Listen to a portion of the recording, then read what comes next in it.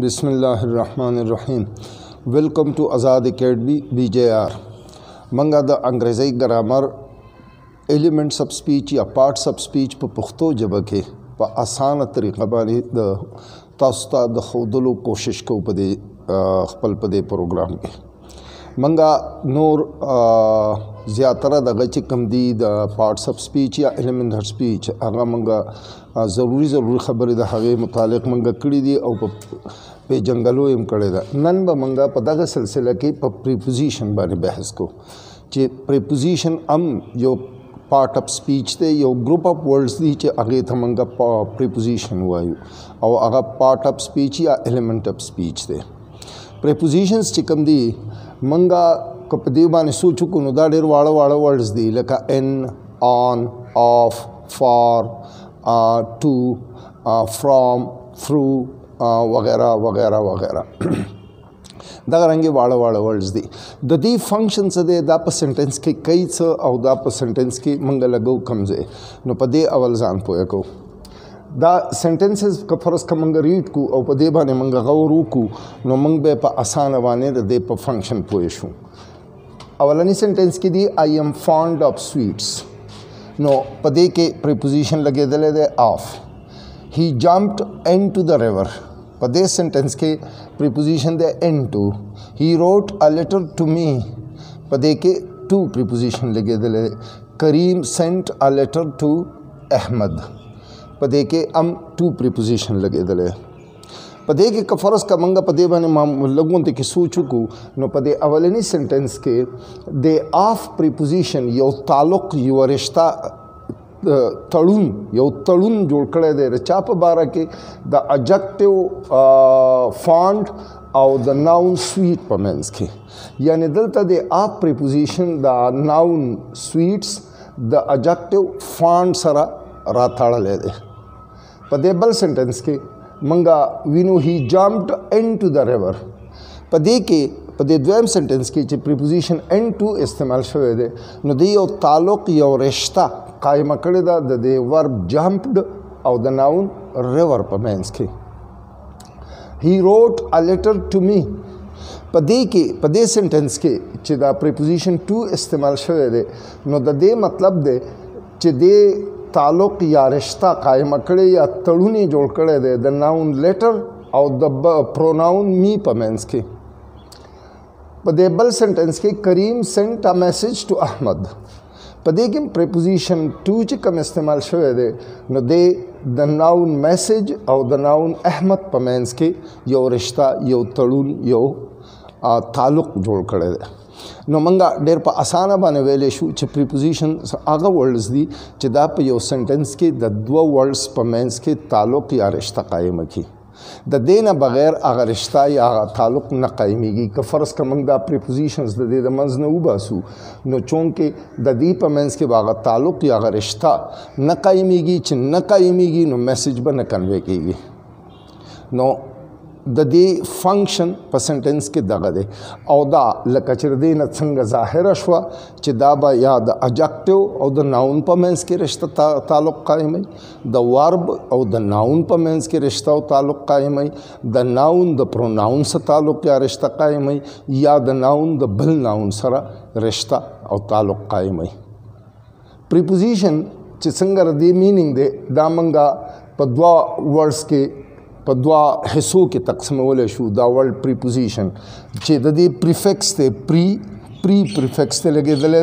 the position नमख के पोजीशन मुकाम तवई या जी तवेले की और प्री मतलब ही मख के यानी प्रीपोजिशन हर लफ्ज़ दे चिदा मख के लगी मख के दसना मख के लगी छिकम नाउन या प्रोनाउन या पदे पसी रुस्तु दे नो दा हगे न मंगा मख के लगो दगे वजना दा कम नाउन या प्रोनाउन चिर दे न रुस्तु रागले नो दे तबे मंगवायु चिदार दे प्रीपोजिशन ऑब्जेक्ट्स थी और दगा नाउन या प्रोनाउन प ऑब्जेक्टिव केस के इस्तेमाल शिवी या एक्यूजेटिव केस हम चौथा मंगवायु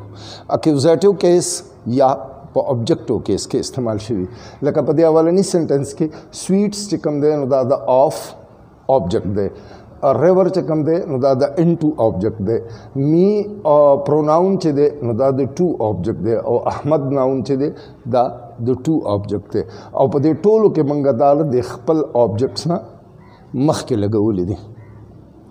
یعنی preposition به د خپل object نه مخکې لګي او دا به دا object خپل چې کوم دی نو دا موږ به دا وایو شو چې لفظ ولا په انګریزي کې استعمال کوو is governed by the preposition preposition په دا preposition کنټرول کوي نو ځکه دې ته موږ دغه وایو دا د دې object وایو نو پوزیشن یعنی مقام هم د دې استعمال زیر دی دا دی چې دا بل د خپل object نه موږ عموما مخکې لګو خو نه کله نه کله داسې هم کېږي چې prepositions موږ د دې خپل object نه وروسته استعمالو خاص کر کله مثال په تور باندې what did you ask for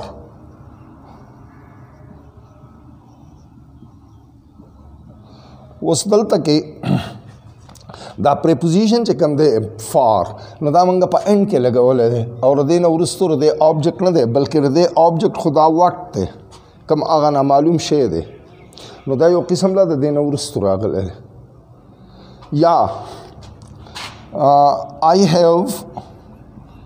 bought the book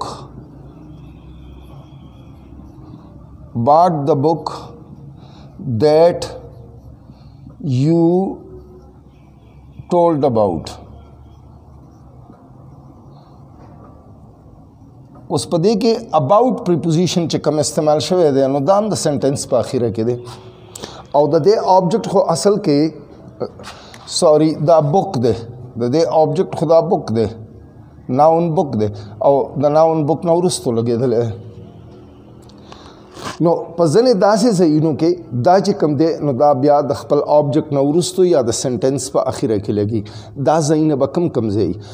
په questions کې چې څومره questions وي خاص کر interrogative questions چې object به حیثیت د interrogative word استعمال شوی what where when وغیرہ وغیرہ چې interrogative pronoun پکې استعمال شوی نو دا هغه questions په preposition به موږ د هغې په اخره کې لګو یو دویمه که فرض که دغه object relative pronoun دی that who یا مثال په طور which نو بیا به هم موږ preposition د sentence په اخره کې لګو او دا خپل object نه به وروسته لګي د دې نه علاوه موږ په یو بل ځای کې preposition په د خپل object نه وروسته لګو هغه کله چې موږ په emphasis ورکول غواړو emphasis زور ورکول غواړو یو شی ډېر زیات نمایه کول غواړو نو بیا موږ preposition چې کوم دی دا د خپل object نه بیا موږ وروسته لګو لکه مثال په طور باندې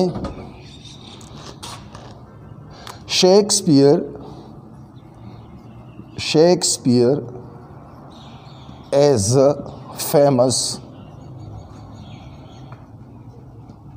all the world